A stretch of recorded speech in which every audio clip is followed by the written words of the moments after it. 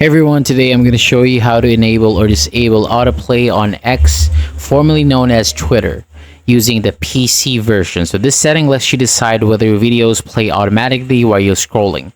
So turning autoplay off can help reduce distractions and save data, while leaving it on lets videos start playing without any extra clicks. So without further ado, let's get started. So first, open up your browser and sign into your X account. And once you are on the home page, look at the menu on the left side and click More. So from the menu that appears, select Settings and Privacy. And on the Settings page, click Accessibility, Display, and Languages.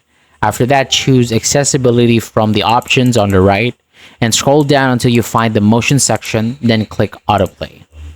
And then you'll now be able to see available autoplay options. And if you want videos to play automatically, choose on cellular or Wi-Fi. And if you would rather stop videos from playing on their own, select Never instead. So your preference will be applied right away. So that is all there is to it. You know how to enable or disable autoplay on X using a PC.